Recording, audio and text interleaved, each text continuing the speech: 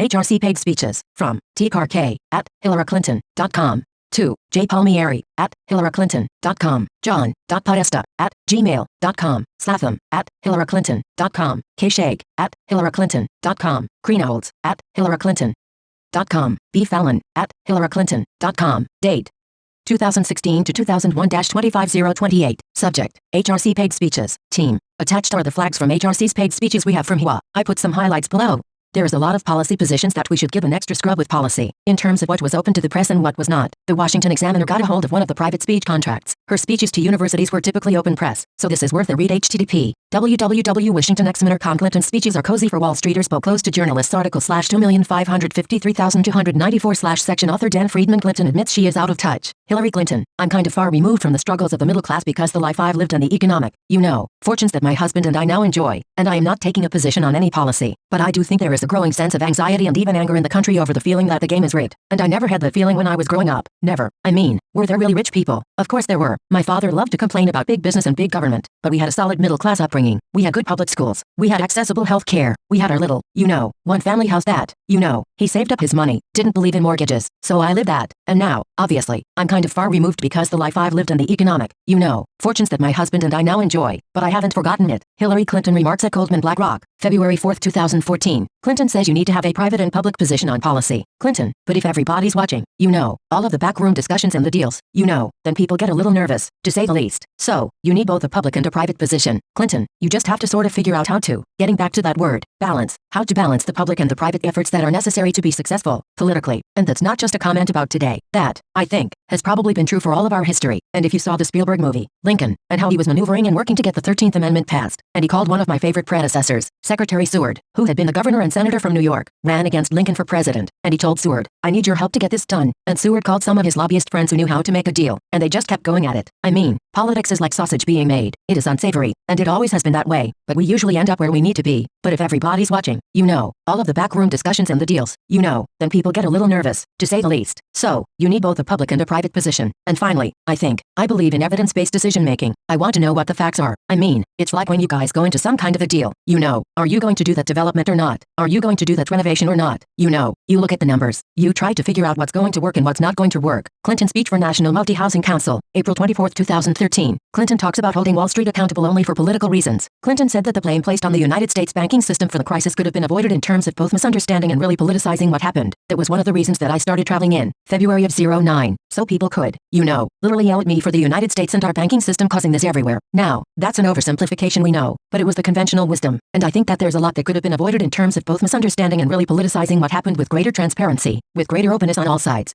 What happened? How did it happen? How do we prevent it from happening? You guys help us figure it out and let's make sure that we do it right this time. And I think that everybody was desperately trying to fend off the worst effects institutionally, governmentally, and there just wasn't that opportunity to try to sort this out. And that came later. Goldman Sachs Ames Alternative Investment Symposium, October 24, 2013. Clinton: even if it may not be 100% true, if the perception is that somehow the game is rigged, that should be a problem for all of us. Now, it's important to recognize the vital role that the financial markets play in our economy and that so many of you are contributing to. To function effectively, those markets and the men and women who shape them have to command trust and confidence, because we all rely on the market's transparency and integrity. So even if it may not be 100% true, if the perception is that somehow the game is rigged, that should be a problem for all of us, and we have to be willing to make that absolutely clear. And if there are issues, if there's wrongdoing, people have to be held accountable and we have to try to deter future bad behavior, because the public trust is at the core of both a free market economy and a democracy. Clinton remarks to Deutsche Bank, October 7, 2014. Clinton suggests Wall Street insiders are what is needed to fix Wall Street. Clinton said financial reform really has to come from the industry itself. Remember what Teddy Roosevelt did? Yes, he took on what he saw as the excesses in the economy, but he also stood against the excesses in politics. He didn't want to unleash a lot of nationalist, populistic reaction. He wanted to try to figure out how to get back into that balance that has served America so well over our entire nationhood. Today, there's more that can and should be done that really has to come from the industry itself, and how we can strengthen our economy, create more jobs at a time where that's increasingly challenging, to get back to Teddy Roosevelt's square deal. And I really believe that our country and all of you are up to that job. Clinton remarks to Deutsche Bank, October 7, 2014. Speaking about the importance of proper regulation, Clinton said the people that know the industry better than anybody are the people who work in the industry. I mean, it's still happening. As you know, people are looking back and trying to,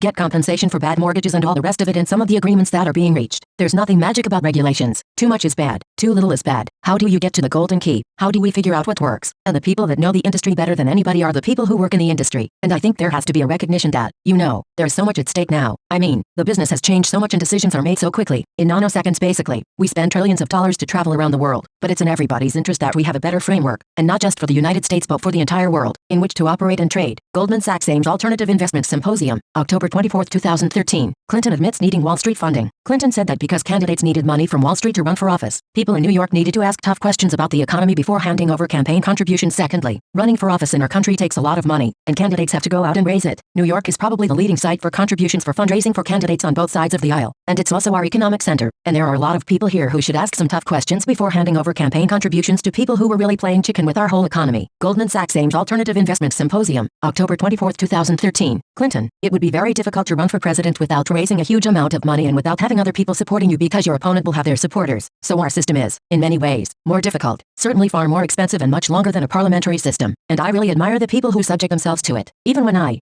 think they should not be elected president, I still think, well, good for you I guess. You're out there promoting democracy and those crazy ideas of yours. So I think that it's something I would like, obviously as somebody who has been through it, I would like it not to last as long because I think it's very distracting from what we should be doing every day in our public business. I would like it not to be so expensive. I have no idea how you do that. I mean, in my campaign, I lose track, but I think I raised $250 million or some such enormous amount. And in the last campaign President Obama raised $1.1 billion. And that was before the super PACs and all of this other money just rushing in. And it's so ridiculous that we have this kind of free-for-all with all of this financial interest at stake. But, the Supreme Court said that's basically what we're in for. So we're kind of in the Wild West. And, it would be very difficult to run for president without raising a huge amount of money and without having other people supporting you because your opponent will have their supporters. So I think as hard as it was when I ran, I think it's even hard now. Clinton speech for General Electric's Global Leadership Meeting, Boca Raton, FL, January 6, 2014. Clinton touts her relationship to Wall Street as a senator. Clinton, as senator, I represented and worked with so many on Wall Street and did all I could to make sure they continued to prosper but still called for closing carried interest loophole in remarks at Robbins, Geller, Rudman and out in San Diego. Hillary Clinton said, when I was a senator from New York, I represented and worked with so many talented principled people who made their living in finance, but even thought I represented them and did all I could to make sure they continued to prosper. I called for closing the carried interest loophole and addressing skyrocketing CEO pay. I also was calling in 2006-07 for doing something about the mortgage crisis, because I saw every day from Wall Street literally to Main Streets across New York how a well-functioning financial system is essential. So when I raised early warnings about subprime mortgages and called for regulating derivatives and over-complex financial products, I didn't get some big arguments, because people sort of said, no, that makes sense. But boy, have we had fights about it ever since. Hillary Clinton's remarks at Robbins, Geller, Rudman and out in San Diego, September 4, 2014. Clinton on Wall Street. I had great relations and worked so close together after 9/11 to rebuild downtown, and a lot of respect for the work you do and the people who do it. Now, without going over how we got to where we are right now, what would be your advice to the Wall Street community and the big banks as to the way forward with those two important decisions? Secretary Clinton. Well, I represented all of you for 8 years. I had great relations and worked so close together after 9/11 to rebuild downtown, and a lot of respect for the work you do and the people who do it. But I